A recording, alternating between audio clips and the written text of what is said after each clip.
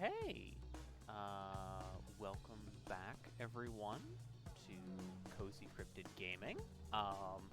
We are going to be returning to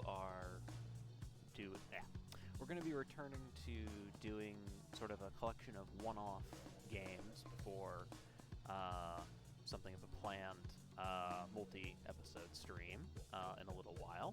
But tonight we're actually going to be doing one of the games that I've been meaning to come back to for a very long time, an old favorite of mine called Freedom Fall. I'll get a little more into the history of one in a bit, a little more on like the studio and whatnot in a bit. But personally, for me, this was one of the first games I actually got on Steam way back in college, and that was over a decade ago. Let's not think too hard about that.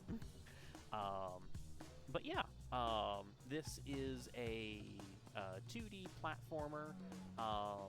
So running, jumping, trying to just get through the levels, which in this case is a massive prison tower.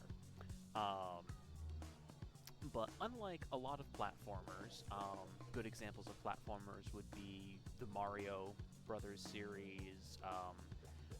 There's actually platformers can be a pretty wide comparison, but like Mario is a pretty good standby for it. You're trying to get through a level, you're jumping and avoiding things. Sometimes there's other ways to interact with enemies or not, but in this case, sort of the unique twist is that you're actually progressing down through this massive tower. You start at a little prison cell at the very top of it and are trying to escape after being maybe wrongfully, maybe rightfully imprisoned for a crime that you maybe did or maybe didn't do. We get to decide that later.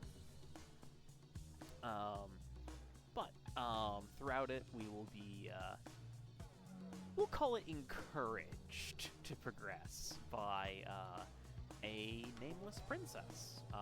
This game has like a sort of fairy tale feel to it. You've been locked in a tower for stealing a magic potion. There's a princess who very much is not a damsel in distress. In fact, she is a damsel who causes distress.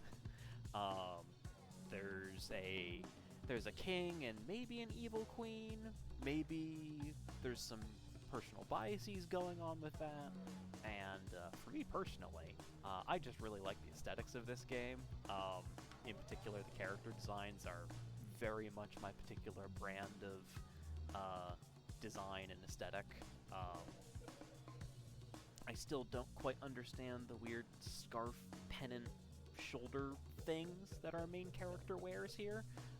Yeah, you can see they're just like buttoned on to his little like shirt and just flap in the breeze. But it's a nice little game. It has some really good controls. I actually, for the first time in a while, will be doing this entirely on keyboard controls because this game came out in 2013. It is the only game that was created by Spitfire Studio, or Stirfire Studio, sorry, my mistake. And it does not have controller support on Steam for any of the controllers that I have. It might not have controller